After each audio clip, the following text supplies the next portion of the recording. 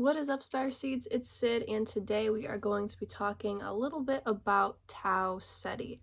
So I feel like I've realized when I do readings for people, I'm tapping into what feels like the ancient past a lot of the time when I'm looking into these lives that people have had. So a lot of this galactic history that I've pieced together is very distant. And the more recent stuff, the Orion Wars, maybe some things that have happened with the Pleiades and Sirius, even like recent Arcturian things, recent Andromedan things.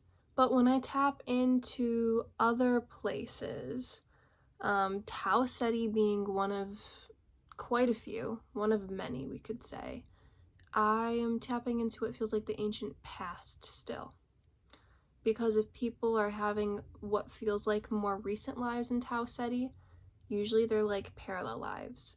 So I definitely want to be doing more readings for people soon who have Tau CETI in their chart, because I want to see if there's more recent memories with this star system, because this, like I said, feels like the ancient past. So I'm going to tell the story real quick, or at least tell the vibe, because there's really not much of a story for it. And then we will get into this Tau CETI rebuild that I have been feeling. There's really 3 projects besides planet Earth that feel like they are going to be happening very soon. That's the Lyra Vega rebuild and merge. That's the Andromedan galaxy, Milky Way galaxy merge. And then the Tau CETI rebuild, it feels like. And they're kind of in that order, okay? Finish Earth, then get Lyra and Vega on track, this Andromeda galaxy, Milky Way galaxy collide and merge, and then Tau CETI. It's been feeling like that for me for a while. So, this kind of ancient past of Tau CETI that I have felt, they feel extremely unique. And therefore, these kind of like starseed traits of it, the people who were there during this time, they feel very creative, like artistic side of things, for sure. They just kind of went out on a whim to incarnate in this place.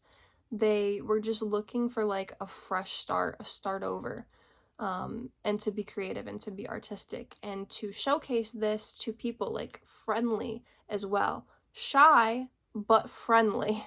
Definitely shy, definitely secluded. And prefers to be like that. Introverted is definitely a main trait of these beings who were there. And so they look like little me's from the Wii. This is why I say they're so unique, because I've never seen beings who look like this. And I don't think Tau CETI beings look like this anymore. I feel like they look more humanoid now. And I do feel like there are presently Tau CETI beings that are completely different from what I'm talking about right now. So, in this ancient past, they were these short, little, round face, me looking things, and I just have not seen anything that looks like that in our galaxy or in any galaxies close by before. So I don't know what freaks of nature these beings originated from or how they came to be, but that is what I have seen around Tau CETI. So I'm going to say it, even though it sounds crazy, because like I said, I've heard nobody else say this, for one. But like I've said, there's no other beings that look like that I can think of. If you can think of any, please let me know. But yeah, these were like flesh beings, but they look like these little me characters. And even like this building that I saw them in was like this very kind of plain building. And they did that on purpose because they wanted the crafts to do the talking. This feels like not a science fair, to a certain extent maybe, but did you guys ever have that thing in school where you would like make little things? I don't remember like what I did. I feel like my brother made lava lamps when he did this, but I'm trying to think of what I did for this little like art fair. Maybe I made bracelets or something, I don't know. But people made these little crafts and these little things, or did some kind of little sciencey thing, some kind of creative artistic thing. And they like presented it to people and they could trade these little trinkets. It was like a little farmer's market, but I don't really think any food was involved with these beings yet. Like, they didn't have the same bodily needs that we have. It was more so just they were trying to be in physicality and be creative. But outside of this plane building that was like this gathering center for them, and I feel like they just kind of lived there and went in their own little areas, their own little corners, when they like wanted to be alone and not present or share anything, or when they wanted to make their little crafts or whatever they were doing, or if they were just strolling around trying to be social but not really sure what to do. Outside of this building, it was tropical, beautiful. Think like Beta Centauri Hadar. Think like Hydra, serpent constellation, like beautiful, luscious hibiscus flowers and waterfall type vibe, okay? Now, I don't know much of the science about Tau Ceti, except that the star itself is almost 12 light years away from us, or our star, the sun. It's like 11.91 light years away, okay? And there's at least 5 planets around it, probably more, and at least 4 of them are like Earth-sized planets, comparable to Earth, and at least 2 of them are in probably a habitable zone, in like a Goldilocks zone around this star. So it is pretty likely for there to be life. Scientists think there could be water there, etc. Like I said, I saw waterfalls, but this was forever ago, and even just having the water elements there doesn't really mean much, or not having the water element there doesn't mean much, is more so what I'm saying. Having it there is kind of, you know, confirming, but not having the water element doesn't mean that there's not life there. There's other things that are like water that aren't water, okay? You don't have to have that for it to be habitable, in my opinion, and from what I've seen in the records. But anyway, that's just kind of what this planet has looked like to me in the past, tapping into it for people's records. But the reason why, you might be thinking, why the heck are there these me beings around this planet? Like, why would they choose to do that? You know, regardless of how did it happen, why did it happen? Those two things are very much so interconnected. And the reason why this civilization isn't there anymore is because these souls went there saying, F it, let's try this out, not really having a plan. They get there, they're trying to do it, they put some effort into it, but it doesn't work. So people stop incarnating there. Maybe there was some kind of meteor catastrophe, but I haven't seen that in any people's records. The records I've seen, they're like, okay, it's not doing what it was supposed to be doing.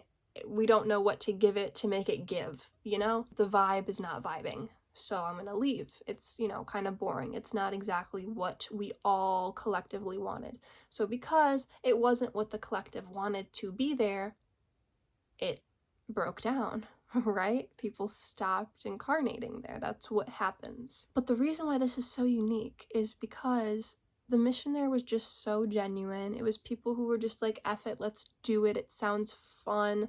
Like, go off on a whim to this beautiful place and be creative and make art. Like, it sounds beautiful, but it just didn't work how people wanted it to.